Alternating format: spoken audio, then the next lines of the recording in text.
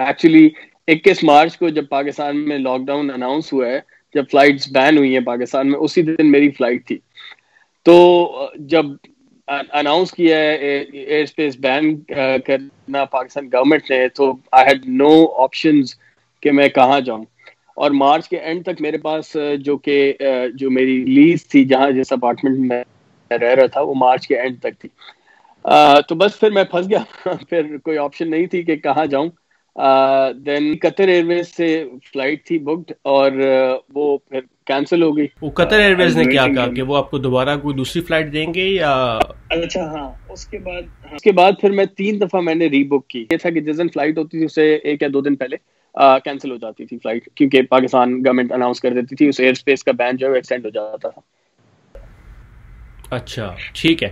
تو پھر مطلب مارچ 21 سے لے کر آپ مئی کے لاسٹ ویک تک آپ یہیں سٹک رہے، تو کیا کرتے رہے ان دنوں میں؟ جیسا کہ آپ نے کہا کہ آپ کے پاس نہ جاب تھی، نہ رہنے کے لیے گھر تھا، نہ کوئی انکم کا ذریعہ تھا، تو کن حالات کا سامنا ہوا آپ کو؟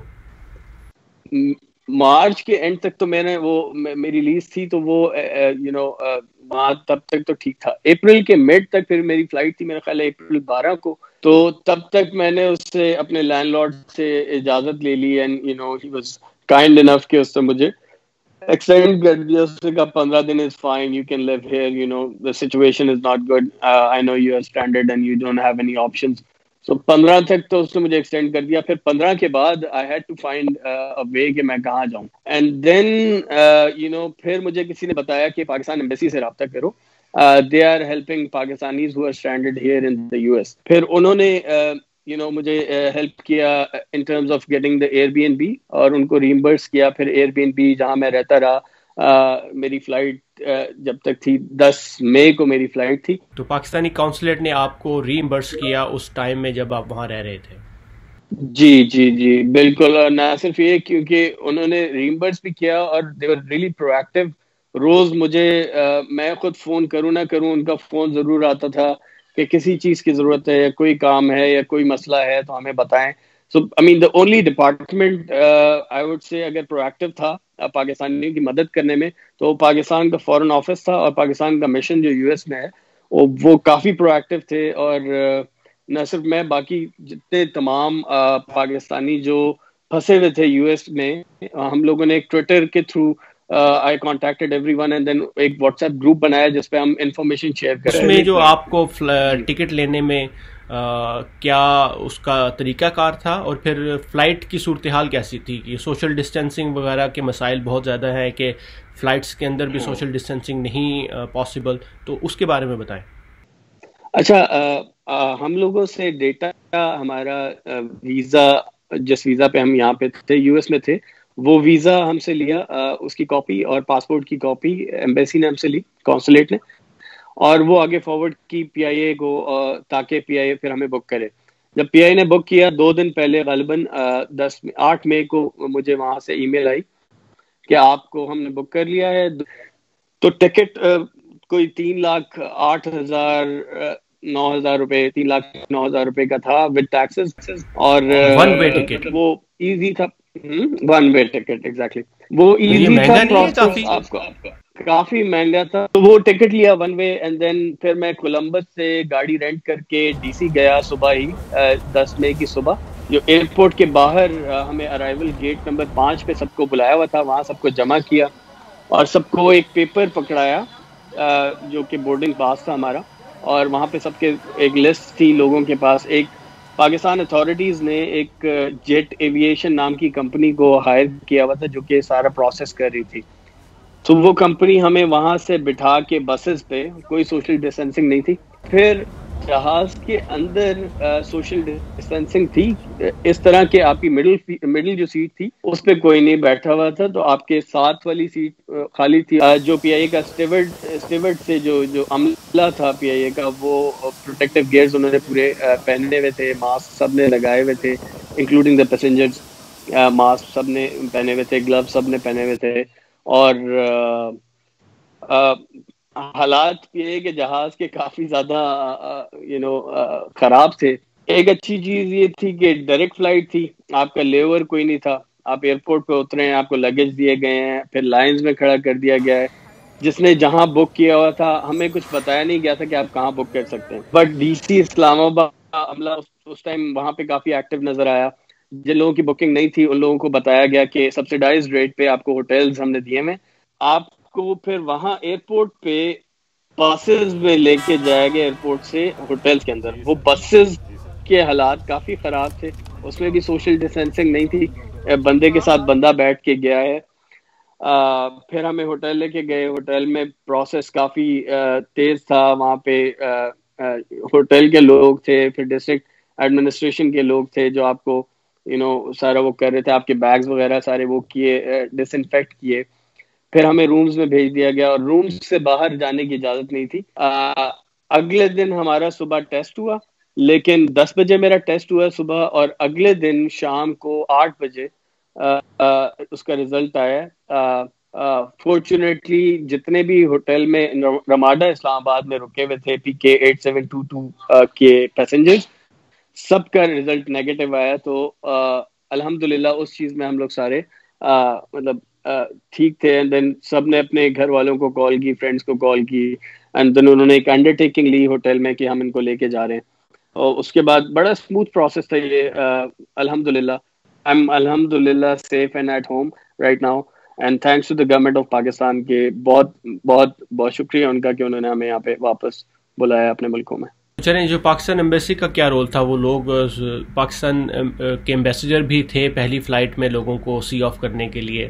بہت زبردست. میں جیسے آپ کو بتایا کہ سب سے زبردست کام جو انہوں نے کیا ہے وہ یہی کیا کہ پیسنجرز کا, پاکستانیوں کا, سٹیزنز کا کافی زیادہ خیال کیا انہوں نے. پھر ایئرپورٹ پہ اسد خان صاحب تھے, انہوں نے سی آف کیا. باقاعدہ سب لوگوں کو ملے اور پوچھا کہ کیا آپ کو ہماری طرف سے صحیح فیسلٹیز پرووائڈ کی گئی تھی, کوئی کسی قسم کی شکایت ہے. مطلب بہت اچھی طرح سے ٹریٹ کیا گیا پاکستان ایمبیسی کی طرف سے. تو آپ کو یہاں پر جو پاکستان ایمبیسی نے سہولیات دی اس میں ایک تو آپ کو ریمبرس کیا آپ نے جو رینٹ آپ دے رہے تھے ایئر بی این بی کا جب تک آپ کی فلائٹ نہیں تھی, اس کے علاوہ جو کار رینٹل آپ نے لی اس کو ریمبرس کیا گیا کہ نہیں؟ وہ نہیں ریمبرس ہوئی. اور پھر جو فلائٹ تھی اس میں آپ نے بتایا کہ سوشل ڈسٹینسنگ تھی کچھ حد تک, اور پھر جو پاکستان آپ پہنچ کے جو کوارنٹین تھا وہ صرف ان لوگوں, وہ اس وقت تک تھا جب تک آپ نیگیٹو نہیں آ جاتے, اور وہ کوارنٹین میں ہوٹل کے رہنے اور کھانے پینے کے اخراجات آپ نے خود اٹھائے. ہاں, 3000 پر نائٹ کوارنٹین ریٹ جو سبسیڈائز ریٹ تھا وہ تھا. پھر پر میل آپ کو 1000 پاکستانی روپے پر میل آپ کو دینا تھا سحر اور افطار پہ. ہاں, ایک اور چیز جو تھی وہ بسز پہ جو لے کے جایا گیا, تو کچھ لوگوں کے پاس پاکستانی کرنسی نہیں تھی تو وہ 500 روپے آپ کو دینے تھے بس والوں کے. تو بس والوں کا رویہ کافی زیادہ برا تھا.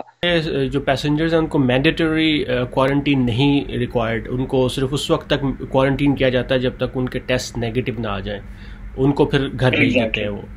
لیکن ابھی تک 10-11 دن ہو گئے ہیں, کسی نے چیک نہیں کیا آپ کے اوپر کہ آپ ابھی کیسے فیل کر رہے ہیں. 12 کی رات کو ہمیں پھر ریلیز کر دیا گیا ہے, اور اس کے بعد سے بھی کچھ 6-7 دن ہو گئے ہیں کوئی کانٹیکٹ نہیں کیا گیا ایمبیسی کی طرف سے. کوئی ایسے پیسنجر جن کے پازیٹیو آئے ہوں ٹیسٹ, ان کو کوارنٹین مزید کیا گیا 14 دن کے لیے, یا کیا ان کے ساتھ پروسیس یہی ہے؟ میں جانتا نہیں ہوں کسی ایسے کو جس کا پازیٹیو آیا ہو, لیکن پروسیس یہی ہے کہ جن کا پازیٹیو آتا ہے وہ ان کو پھر 14 دن کے لیے مزید یا تو اسی جگہ پہ کوارنٹین کر دیتے ہیں جہاں وہ رہ رہے ہیں, یا پھر اگر طبیعت زیادہ خراب ہو جائے تو ان کو ہاسپٹلز میں وینٹیلیٹرز کی صورت میں ان کو موو کر دیا جاتا ہے. سارا خرچہ جو ہے کوارنٹین کا اور ہاسپٹل کا وہ آپ نے خود اٹھانا ہے, خود کرنا ہے. اور جن کا نہیں ہے, جن کے جو فار ایگزامپل جیسے UAE سے اور گلف کنٹری سے کافی لیبر طبقہ جو ہے وہ آتا ہے پاکستان یا آ رہا ہے, تو ان کے لیے یہ فیسلٹیز بھی گورنمنٹ پرووائڈ کر رہی ہے کہ فری, جو گورنمنٹ کی کوارنٹین فیسلٹیز ہیں وہ فری ہیں. صحیح. اور آپ کو یہ آپشن نہیں دی گئی تھی کہ آپ ہوٹل میں رہنا چاہتے ہیں یا گورنمنٹ کے کوارنٹین سینٹر میں؟ یہ صرف جو ہے گلف سے جو پاکستان نہیں, یہ آپشن ہمیں بھی اویلیبل تھی, لیکن چونکہ میں نے خود چوز کیا کہ میں رمادہ جانا چاہتا ہوں, کچھ لوگوں نے چوز کیا کہ وہ میریٹ اسلام آباد جانا چاہتے ہیں, تو وہ وہاں چلے گئے. جس نے چوز کرنا تھا کہ وہ گورنمنٹ فیسلٹی میں جائے تو وہاں پہ کاؤنٹرز ہیں یا ڈسٹرکٹ ایڈمنسٹریشن کے لوگ ہیں جو آپ کو لائنز میں کھڑا کر دیتے, کیوز بنائی گئی ہیں باقاعدہ کہ کون کس جگہ جانا چاہتا ہے. سو اوور آل مطلب آپ جو ہے سیٹسفائڈ ہیں کہ پاکستان گورنمنٹ اور جو پاکستان کے دیگر ادارے ہیں انہوں نے کوشش کی اور آپ جیسے جو لوگ امریکہ میں پھنسے ہوئے تھے ان کو واپس پاکستان پہنچانے کے لیے؟ جی جی الحمدللہ, میں اگین تعریف کرتا ہوں ان کی, جنہوں نے جو ڈپلومیٹس ہیں پاکستان کے امریکہ میں زبردست کام کر رہے ہیں.